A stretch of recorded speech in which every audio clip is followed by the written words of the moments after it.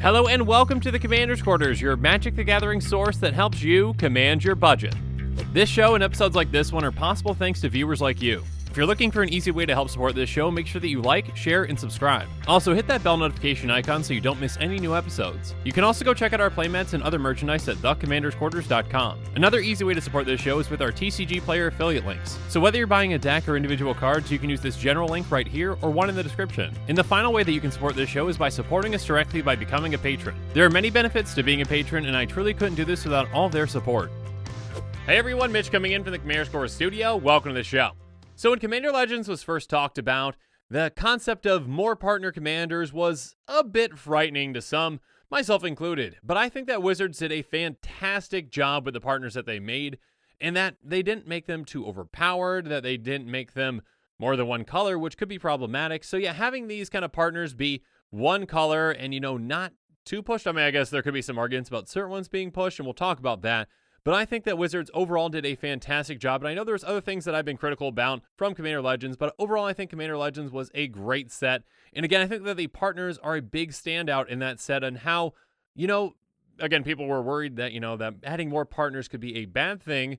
But these partners, to me, they seem like a fantastic solution for, kind of that partner mechanic and making sure it's not too overpowered, that it's still fun, and that you can make, whatever deck you want out of them, essentially. It gives you kind of more and more combinations. It gives you more and more kind of options. And actually, let's kind of break down the numbers a little bit in today's episode and just kind of talk about, all the different kinds of partner decks that you can make now because of the ones that came in Commander Legends. So let's start off with just saying that in Commander Legends, now there are 41 new partner commanders. All of them are one color. So a lot of exciting new partner commanders from this set, including Kamal Heart of Krosa, Tormod the Desecrator, and Rograk, son of Roga. I'm not sure if I'm saying that name right still. I'm just going to call him Rog. But yeah, some really exciting new partner commanders that each kind of have their own personality and kind of do something, that we might not have seen before, or something that, maybe it's a strategy that we really want to see. Again, Rog is the very first commander to my knowledge, that's a 0 mana commander. And yeah, it's not in any ways broken, in my opinion. But yeah, a lot of fun and unique new commanders to kind of partner with something else and make your own unique deck. Again, previously we just had 15 two-color commanders, partner commanders from Commander 2016. Those include ones like Ravo Soul Tender, Vile Smasher the Fierce, and Kydel Chosen of Crewfix. So yeah, previously when it came to partner, not partner with commanders, those that just specifically partner with one other partner commander, but ones that say just partner in general, so you can partner with anything that has partner. Clear as mud, right? But yeah, no, the previous ones we only had 15 total. It's still a ton of combinations, but now adding another 41 in there, that makes 56 total partner commanders. And if my math is correct, please comment below if it is not. I believe that makes 3,080 total partner combinations, which is absurd. I saw somewhere someone post, and I didn't double check just to make sure that the math was correct, but basically that with these kind of, new 41, just because by adding this 41, new partner commanders, it expanded kind of the partner options, the commander options. It doubled them. It essentially doubled the amount of, possible commanders that you can pick from. So again, whether that's, a singular commander that doesn't have partner or, a partner commander, now you've got essentially double the options on what you had. And again, that was kind of one of the fears potentially, before this set, really came out, is that, partners before have been very powerful, especially those two-color partners, because you can pair them, with each other and maybe have up to basically, 4-color. It's a 4-color commander now, essentially, and you get to basically pick the best of all of them. With these 1-color commanders, I really like that it's a limitation, essentially, where, yes, you can pick and choose, 2 different ones or whatnot, but you're only adding 1 more color. So you're not really trying to, obviously there are going to be times when you're trying to kind of, okay, I need this specific color for this deck. But it's more so focused around, in my opinion, kind of what that commander does. So yeah, let's just go through kind of different combinations that you can have now. By adding these partner commanders in, we have different ways to kind of pick and choose and combine commanders to give us kind of different amount of colors that we have access to. So let's just talk about the 1-color combinations. Obviously, you're going to be using 2 of the newer partners, each of which are only 1 color. Again, you can't use the Commander 2016 partner commanders for a 1-color deck because they already have 2 colors. So how about a combination, though, like Miara, Thorn of the Glade, and Nadir, Agent of the Dusknell? So in a one-color partner deck, you're obviously not picking that second commander for their color because you already have access to that color. You're just picking them because you really like what they do, or they pair really well, like in this combination. They pair really well together, and you can make a very synergistic deck. Even though it's just one color, it can be a lot of fun.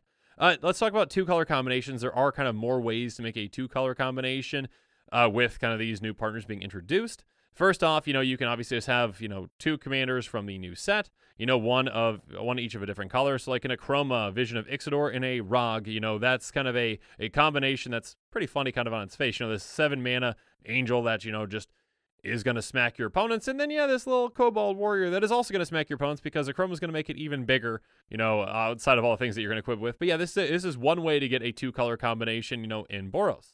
Another way is to, use one of those two-color commanders that already includes one of those colors that you're already using.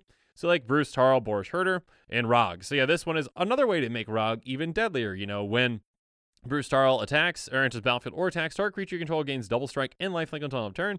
So yeah, once you pump up Rog, that's going to be even deadlier, an even deadlier Kobold Warrior coming at you. And of course, the last way to make a two-color deck is just to combine two of those two-color commanders that have the exact same colors, like Bruce Tarl, Boris Herder, and Akiri Lineslinger.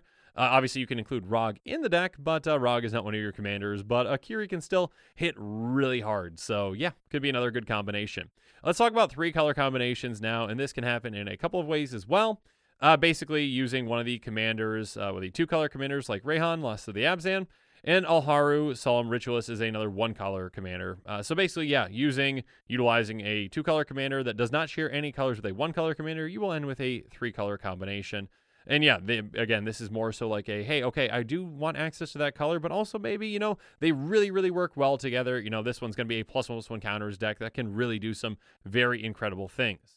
And then another way to make a three-color deck, obviously, is to use, a two-color pairing that also matches with another two-color pairing, but they do kind of cross on one color. So Rayhan and Ravos basically both have black, so you're going to be getting access to, three of four potential colors, I guess, if you're using two-color combinations. But yeah, again, two commanders that can work really well together. Again, maybe you want access to that third color, and it really works well in that kind of a deck. But the partners do work really well together with their abilities and effects. The final color kind of combination, what we have with partners, is one that we've already have, obviously, with 4-color. And this one is strictly, you have to be using Commander 2016 commanders because none of the new one-color commanders can obviously get to 4 colors in any kind of combination. Obviously, kind of the most famous or infamous one is Thrasios Triton Hero and Timna the Weaver. Just picking kind of some very powerful commanders that can do some incredibly powerful things. And yeah, giving you access to essentially the most colors that you possibly can with a partner pairing. Again, saying, okay, we've got access to everything but red, so we have pretty much access to a lot of incredibly powerful effects. And yeah, you can do some really crazy things. Again, I really do like kind of the that limitation that they imposed with these partner commanders. There are some commander combinations, previously that have been really overpowered considered by many, like the Thrasios Timna. But kind of with that limitation of just saying that these are just one color, it doesn't make it so that you can just, pick and choose commanders that are both kind of really powerful on their own, and then also just, give you an access to a ton of colors. So I really like kind of that limitation that was imposed on these partner commanders. And again, I think that was a big thing in not kind of, producing some of those same maybe negative results of including partners by, maybe making commanders a bit too powerful and giving you access to too many colors. So one more thing that I do want to point out, though, with one of the later commanders, one of the later partner commanders that was spoiled, that actually gives you access to essentially two of the exact same commander, and that's going to be Sakashima of 1,000 Faces, a 3/1 human rogue that costs 3 and a blue. You can have it enter the battlefield as a copy of another creature you control, except it has Sakashima 1,000 Faces' other abilities. The legend rule doesn't apply to furniture you control, and it's got partner. This basically is like, hey, yeah, you can have access to 2 of the same commander now, essentially.